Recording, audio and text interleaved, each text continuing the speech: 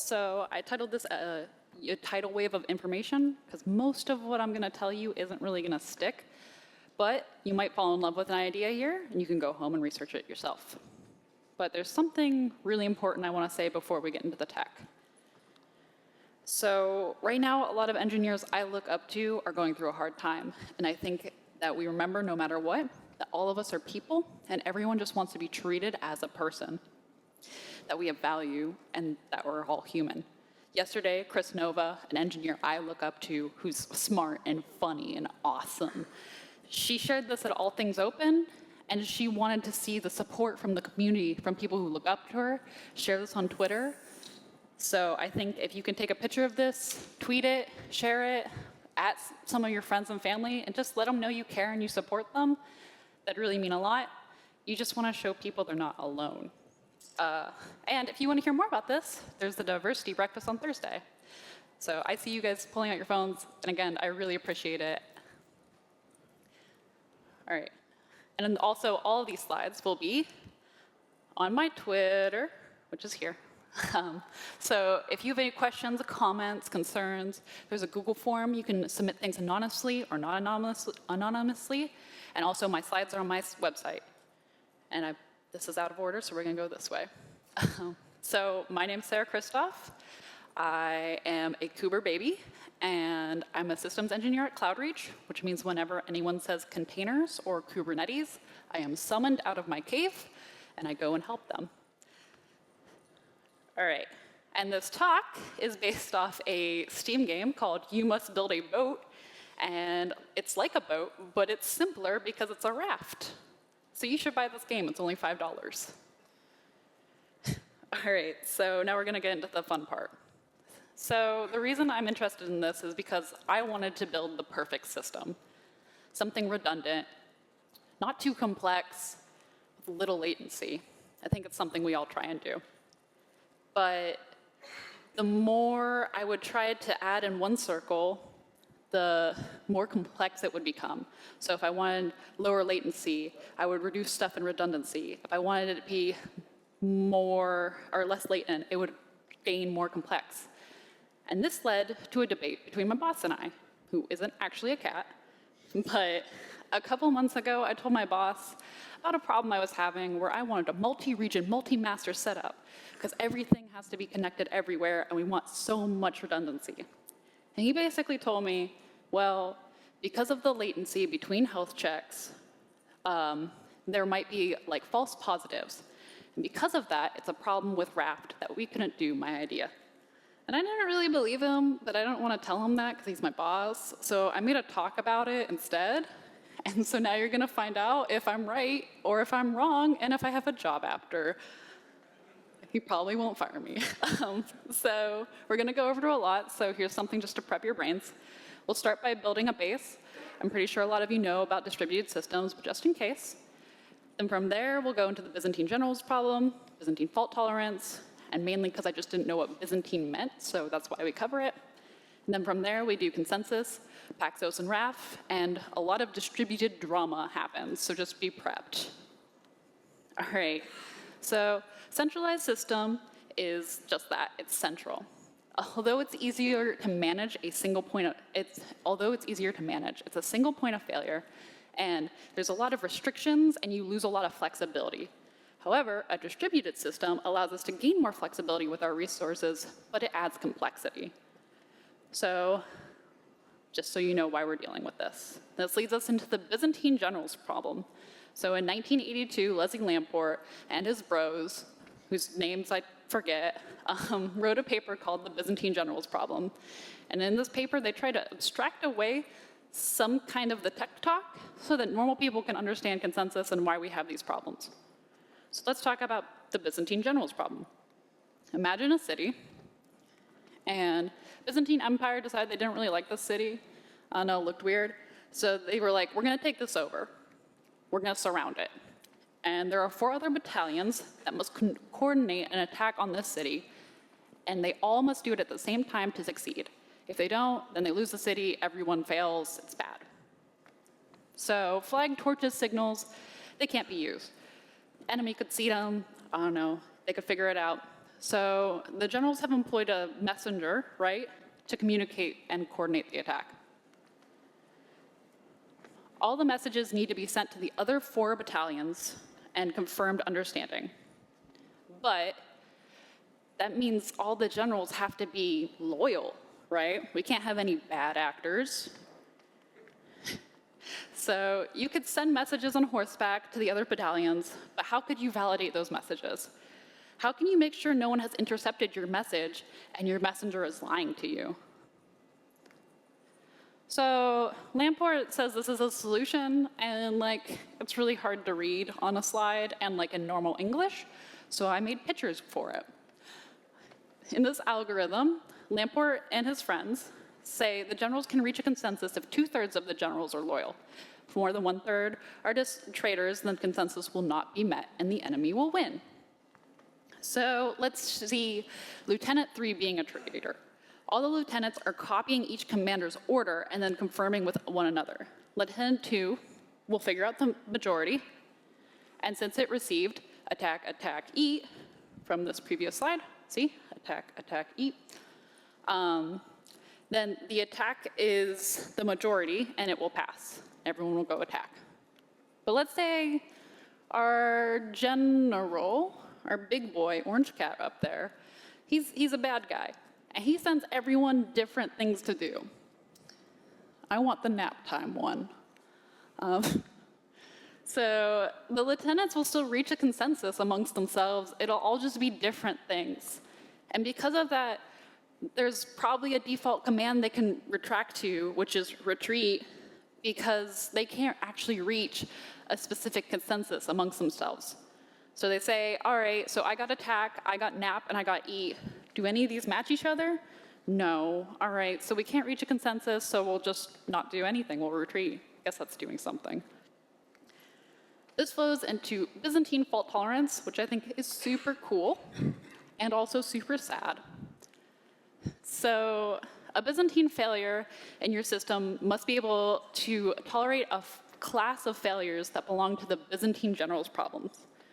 They're the most difficult and unpredictable failure modes to deal with. This is needed in airplane systems. NASA really likes it. Power plants, all that important stuff. So think of it like this. Whenever 2 of 4 processors show different outcomes to different observers, that can be considered as a Byzantine fault.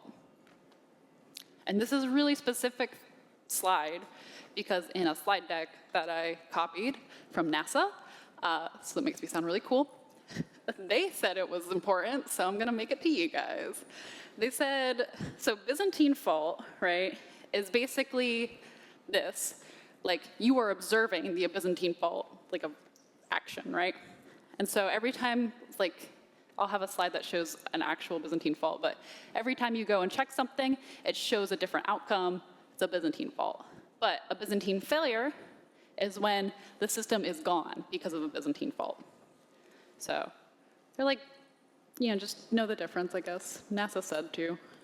So here's another really cool slide I took. Byzantine fault tolerance is crucial for companies like NASA, where failure could result in life or death. NASA shares what they believe is the first picture of a Byzantine fault, where 4 computers disagreed and they could not reach a consensus, continuing to show different results to observers. So I think if you guys want to dig into this deeper, I have a bunch of sources, but basically it was a hardware issue. Some bus they had cracked, and so each computer they had observing this was showing different results, and no one knew how to fix it. So now we're going to get into practical Byzantine fault tolerance, and this was a paper written by 2 people we'll cover later. And basically what happened is they stated that this only uses 1 message round trip to execute read-only operations and 2 messages round trip to do write and read. And as you can see from this photo here, it gets a little fun.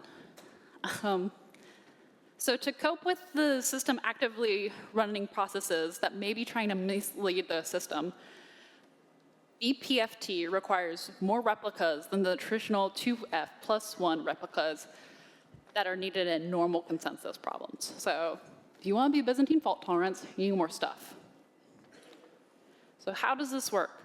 Say we want to withstand 2 failures, so we need 7 nodes. First, the client sends a request to the primary.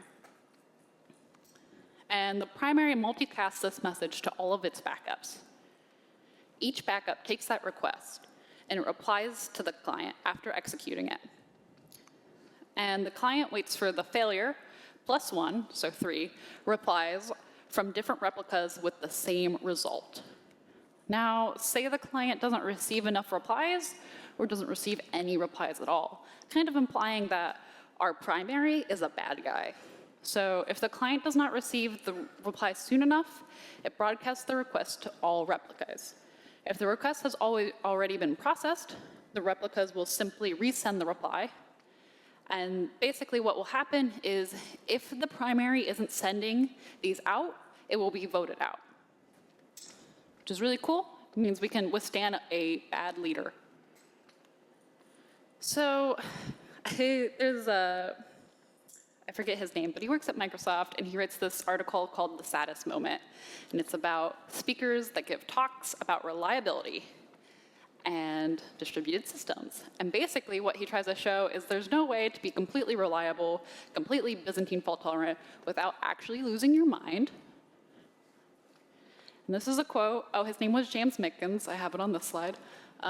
This is a quote by James Mickens, and it became very true to me as I dove deeper into these white papers. I'm starting to believe basically that distributed systems reliability consensus is a lie, and we'll just keep adding more 9s into things. And I don't know. This is a good paper. You should read it. So now we're going to talk about the consensus problem, and all this will come full circle in the end. But the consensus problem ensures that a distributed system makes the correct decision even if 1 or more processes have failed. You may need your application to use consensus when utilizing distributed database architecture, using multi-master setup of your favorite orchestrator, or using Vault. I don't have to do this, but I keep doing it. It's like a TV remote. So say you have 5 nodes, and a client wants to set a value. First, how do we know which node handles or receives the request? Second, how do we get them all to agree? And then what if one of them catches on fire? Like, can they still agree? This is my favorite one. There are some guidelines for a consensus protocol to make sure they are used in a variety of systems. These look really fun and easy to read, but the more you think about them, the more your brain hurts. So here's how I understood them. For termination, if a process is correct, it will decide something. Incorrect processes may or may not decide things. Once a correct answer is decided, then that correct answer to all loyal or correct processes. That is the correct answer. There we go. If a process decides something, then it must have been proposed by a process that is correct, and every process must agree on some value. And the same value. Every correct process must agree on the same value. And so this can be really confusing, but guess what? Paxos is more confusing. So Paxos comes in many different flavors and is a family of protocols, and we will be focusing on single decree Paxos because someone told me it was the easiest to understand, I hope. So Lynch and Lipskoff wrote a paper basically saying the consensus problem could be solved, and I hope no one knows Leslie Lamport in here, because he will come and he will find me for saying this. But because of this, Lamport decided, out of spite, to prove them wrong. And so he wrote a paper in 1989 that was like, oh, this is actually right, and the consensus problem can be solved. And then it took him 10 years to get that paper published because no one understood it, and it was rejected 3 times. And a while later, after everyone continued to say it's really hard to understand, he wrote Paxos Made Simple, and no one understood that either. So I'll break it down like this. Say for Christmas, your parents say you could get a cat or a dog, and just for clarification, I love both animals equally, and these aren't my animals at all. And you and your 2 other siblings need to agree amongst each other if you're going to get a cat or a dog. Your parents don't want to deal with you, so you got to figure it out yourselves. So first, you approach each of your siblings, and one of you are like, what's happening? And they're surfers, okay? And then you would approach each of your siblings and see if they made up their mind if they want a cat or a dog. For simplicity's sake, we'll say they're undecided. And then you propose getting a cat. And that's a really cool cat. And your sibling agrees. And you do this to each one of your siblings until you have the majority of them agree that they would like a cat. But since there's only 3 of you, you only need to get one of your other siblings. So sorry, little sibling. All right, so that's kind of how Paxos works, but we'll dive a little bit deeper. In Paxos, there are 3 main roles. Each node can be all roles at once if they decide. A proposer sends a proposed value to a set of acceptors. An acceptor may accept the proposed value. The value is chosen when a majority of acceptors have accepted it. We're going to say accept a lot. And acceptors are allowed to accept more than one proposal, but we're not going to get into that too deep. Also, learners, they kind of just chill out, and when everything's done and decided, people send stuff to learners just so they remember. So Paxos has 4 primary phases we'll cover: prepare, promise, accept, and accepted. So it starts with this. The proposer sends a message to all acceptors, but the important bit is that proposal number up there. So an acceptor responds to this with a promise never to accept any proposal with a number less than 9001, so that old proposals don't suddenly get ratified. It also sends the highest number proposal to the acceptor that the acceptor has accepted, so the proposer can substitute this value for its own. So it's basically saying, I promise never to accept anything old, and also, if your value isn't the highest value, here's the highest value. When the acceptor has gotten the acknowledged by a majority of acceptors, it sends out the command accept, please. At this time, the acceptors can choose to accept or deny. Once it's accepted, then it sends all of this to all the learners and the original proposer to basically say, like, this is what we did today. So some really hard algebra, just want to prep you. Paxos needs 2 m+1 servers to tolerate m failures. So if I want it to tolerate 2 failures, I need 5 servers. I did this because when I look at algebra, my brain turns off, my mouth too. So cool. Let's go over some failures. So if a proposer fails in the prepare phase, yes, okay, cool. Since what would typically occur is the proposer can wait indefinitely for the acceptor's response, nothing really happens. So if a proposer sends something and it's waiting for the acceptors to send their accepts back, the proposer can either wait indefinitely, or if it dies, no one cares. Sorry. And if it fails during the accept phase, then eventually another proposer will come around with a higher identifier. But when it gets to the accept phase, one of the nodes will tell the new proposer about the previous proposer's proposal. And the new proposer will update their value to the previous proposer's proposal. So in ours, yeah, I know. You're like I'm sorry. So say you got 9002 come in, because 9001 died, and 9002 say, we're going to get a dog, right? By the time the acceptors were going to send back, like, yeah, we're not going to accept any other proposals, it also sent, like, hey, the last guy who was here, we don't know where he is, but he said we were going to get a cat. And 9002 will be like, sick, we're going to get a cat. And that's it. It's, like, more complex than that, but trust me, you don't want to know. And an acceptor fails, no one really, like, there's more of them. Unless the majority of them fail, and then that's a problem. But if 1 or 2 fail, you all good. All right, leaderless Byzantine Paxos. This is where we get into some fun drama. In 2011, Lamport released a white paper called Leaderless Byzantine Paxos. It's short, it's sweet, it's like 2 pages, it rolls off the tongue. And what it says is practical Byzantine fault tolerance is bad and wrong because it uses a leader. And that was like actually the summary of the paper, but we can get into some fun parts. So in leaderless Byzantine Paxos, everyone, is it just code? Yeah, all right. Everyone has a virtual leader. And so when an incoming message is sent out to each server, all leaders then have to make the same decision at the same time to reach a consensus. The main point of failure in this is it relies on a perfect synchronous system. Because of that, nodes that might be lagging behind or experiencing some latency will cause false positives. And this is Leslie Lamport, and he said, basically, if it falls behind or it's latent, then it's bad. And that's about it. You don't have to read the whole thing. And so this is from the Google Chubby authors, and they basically said, well, you can read that, but I'll say some other stuff.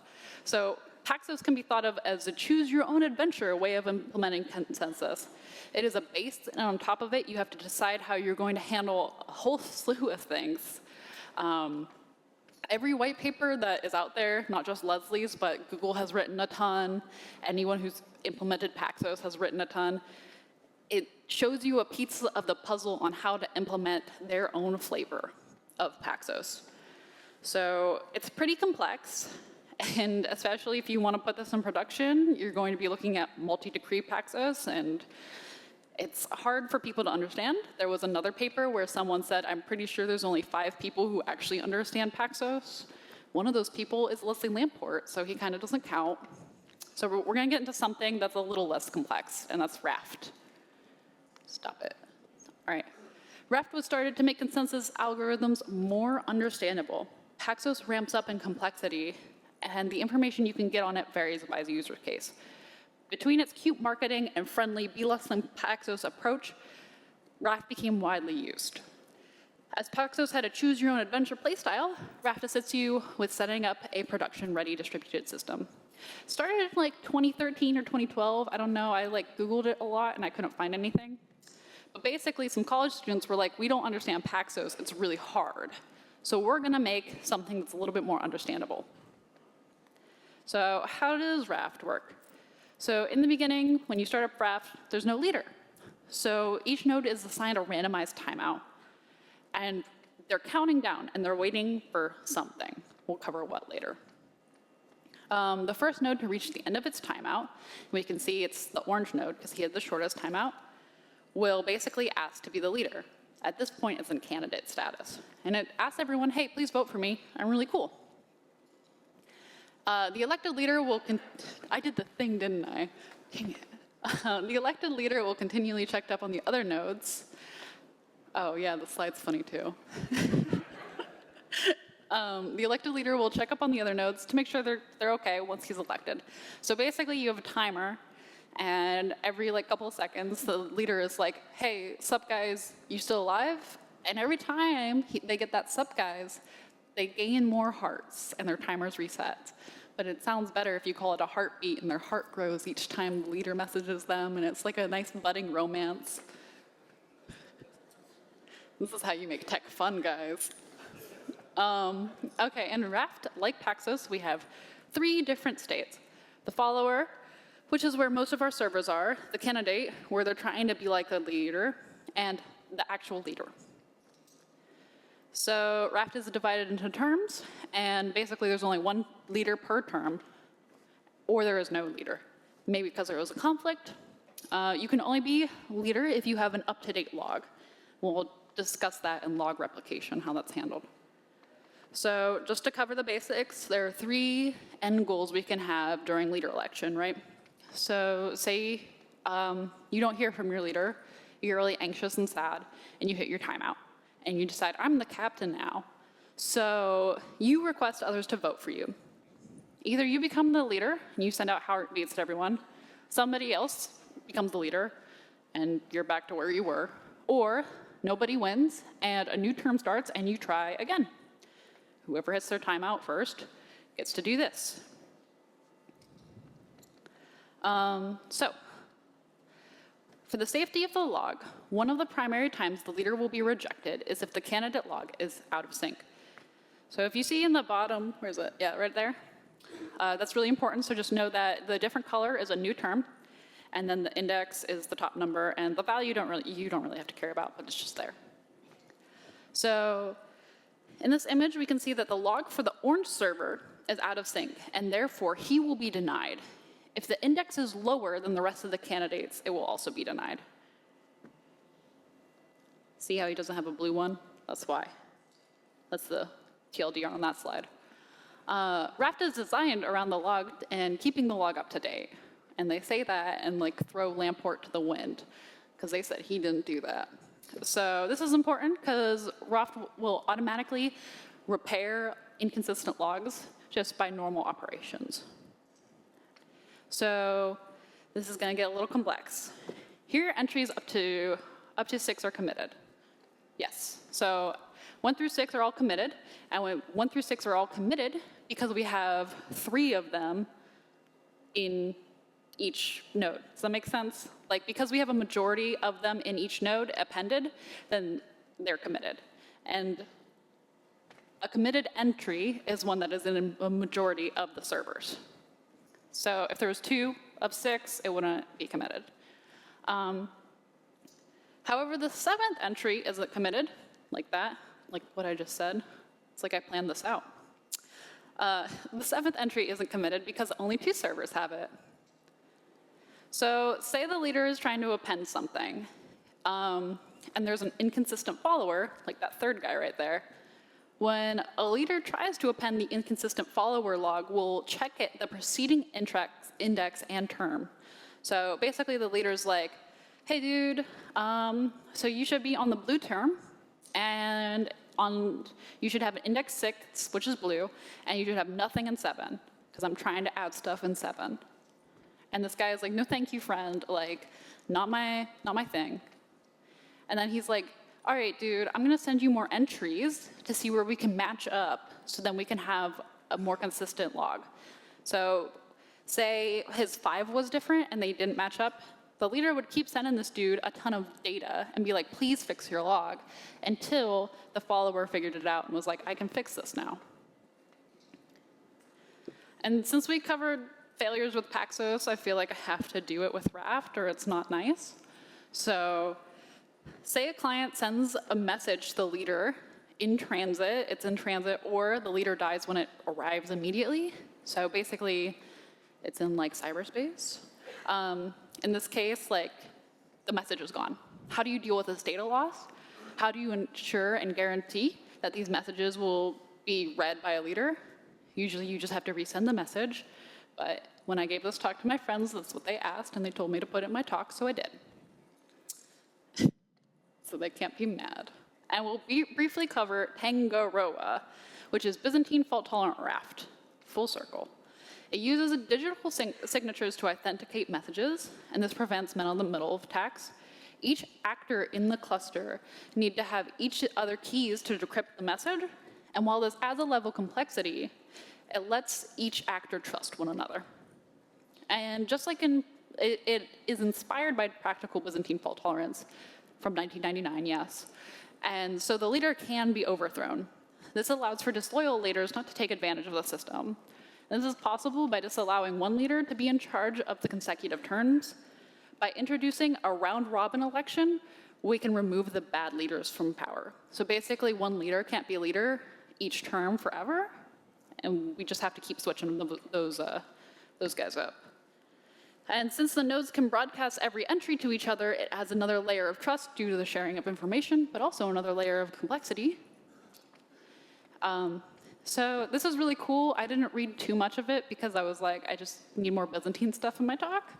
So I would check this out. So here's like a brief summary in a graph. So I said I would cover the drama. I feel like I didn't do it justice. So just to cover, basically, a long time ago, someone wrote a paper that the consensus problem could be solved, and Lamport was like, no way, dude. And then he solved it by accident, probably on purpose. And then he spent 10 years trying to get his, like, I solved this published. 3 people denied it, probably because they didn't understand it. Then it was finally accepted. Then Lamport wrote some other stuff. Oh yeah, Paxos made simple, because no one understood the thing that they accepted.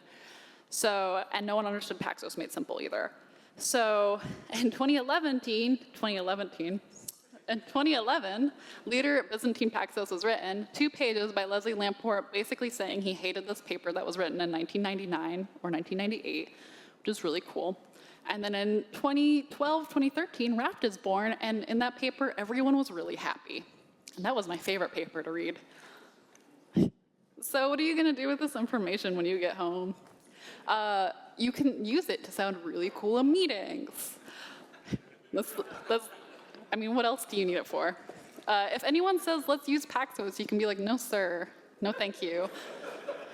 If someone tells you that X problem is happening because of Raft, you may be able to tell them it's wrong.